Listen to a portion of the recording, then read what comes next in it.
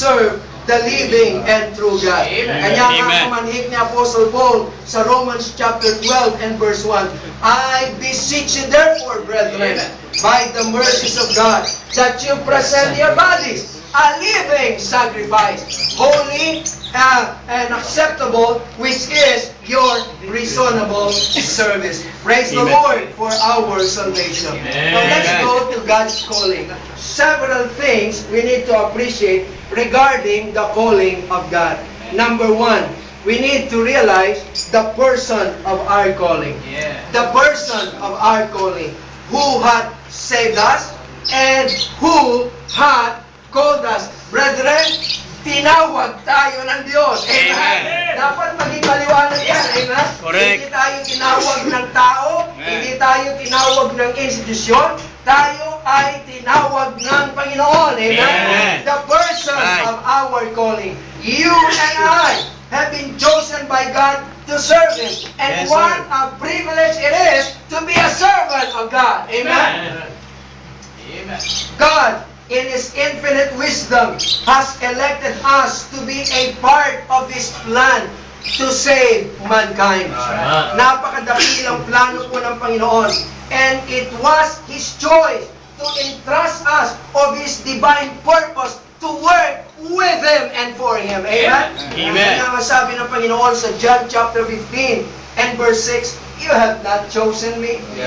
You have not chosen me, but I have chosen you. Amen? Amen. We are called and chosen by God. Ang sabi ng Panginoon, and I ordained you.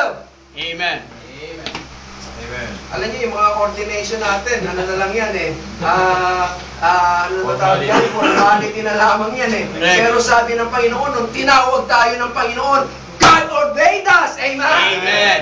God ordained us. Amen. Sabi ng Bible that you should go and bring forth fruit, and that your fruit should remain. Amen? Maging yung bunga natin, mga kapatid, yung laki ng ministry natin, Panginoon nagtalaga niyan. Amen? Minsan, sabi ng asawa ko, alam mo, dapat hindi ka nabe-burn out eh. Dapat hindi ka nade-discourage. Sabi ko, bakit naman? Eh kasi unang-una, hindi mo ma-appreciate ang ministry na pinagkakatiwala sa atin ng Panginoon. Kasi you are identifying yourself with the big churches. Ang pinupuntahan mo kalaki simbahan, kaya pag tinignan mo yung parang kutong lupa ka doon. Ano? Pero kung na-appreciate mo yung ginawa ng Panginoon sa atin hanggang ngayon, your ministry is God-given. Amen?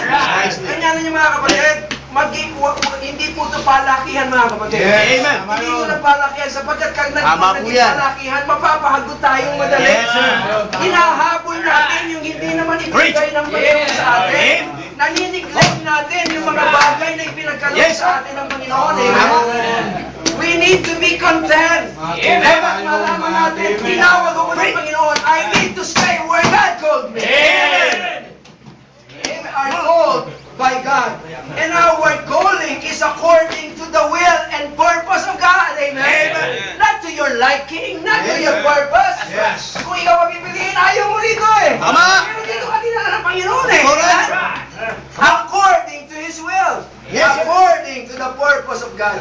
It is not by our ability, not by the merit of man, but by His purpose. And this purpose originated in the heart of God. Amen. Formed and executed according to the purpose of His good pleasure. Amen. Alam niyo mga kapatid, magtapat lang tayo. We can always win the smile of God. Amen. Nakikita ng Panginoon ang paghihirap natin at hindi niya tayo pinababayaan. Yes, sir. There are cloud of witnesses na nag-encourage us. Come on! Ibon, malapit ka na sa finishing line. Few more steps. Hindi natin nakikita yon, but they see that. Yes, sir. That's right. Correct. Our calling is of God.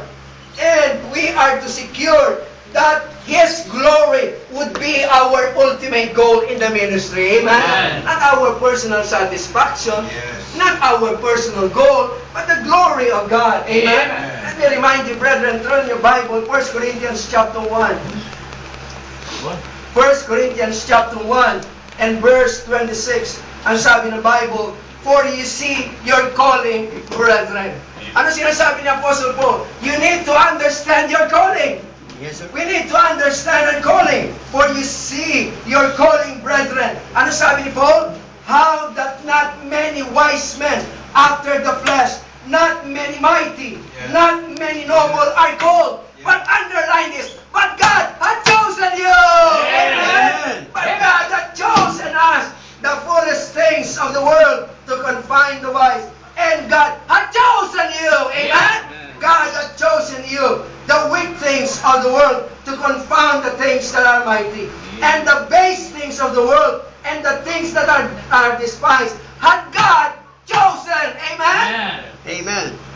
Come on, preach. And the things which are not, to bring the things, to bring, to know things that are, that no flesh, listen to this, that no flesh should glory in His presence. Amen? Amen. Kaya nga pinaparealize ng Panginoon sa atin, hindi mo kaya. That's right. Right. Pag nag-isip tayo na kaya natin, the more na ipapakita ng Panginoon sa atin, anak, nagkakamali ka na naman.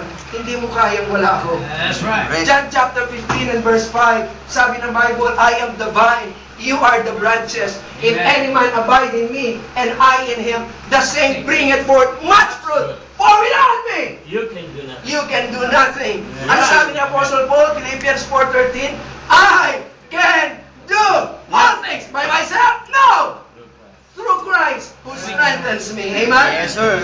That no flesh should glory in His presence. But of Him you are in Christ Jesus, who of God is made us unto wisdom and righteousness and sanctification and redemption, that according as it is written, He that glorieth, let him glory in the Lord. Amen?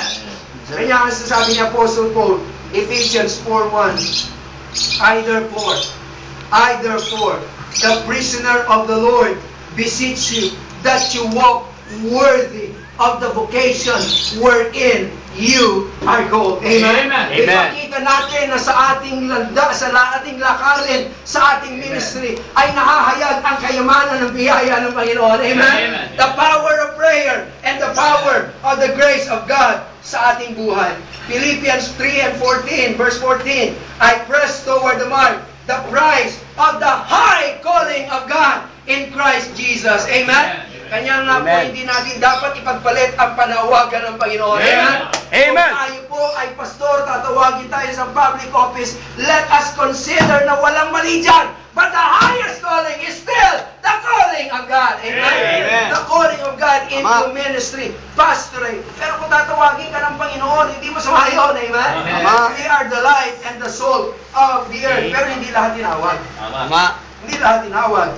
1 Thessalonians chapter 2 and verse 12. Ano sabi ng Bible? That you should walk worthy of God. Of God. Ano sabi doon? Who had called you. Amen? Who had called you into His kingdom and glory. 1 Peter chapter 5 and verse 8. But the God of all grace, who had called us unto His eternal glory in Christ Jesus, after that you suffered a while, make you perfect, establish, strengthen, and settle you. The person of our calling. Second, we need to realize the privilege of our calling. Praise The the Lord. privilege of our calling. Sabi ng Bible, by His grace. Amen. By Amen. His grace. Alam niya, nagpapasalamat ako. Walang ang requirement. Hindi yung meron kang doctorate degree in Tama po yan. Bible College. Hindi yung ikaw ay nakagraduate ng college, ano? Lahat ay pinili ng Panginoon. Amen? Amen. Sabi ng Bible, by His grace. Sapagkat kung patalino mga kapatid, wala ako rito. Amen? Kung pagalingan, wala tayo rito. Amen? Maraming mas magaling. Pero sabi ng Bible, by His grace. Amen? We are here. It's all by the grace of God to His glory. That's right. Tingnan po ninyo sa Genesis chapter 6. Sa Genesis chapter 6, I do believe, before the foundation, hanggang sa huling panahon, lahat yan ay biyaya. Pero alam niyo mga kapatid, na sabi dito, sa Genesis chapter 6 and verse 5, And God saw that the wickedness of man was great in the earth.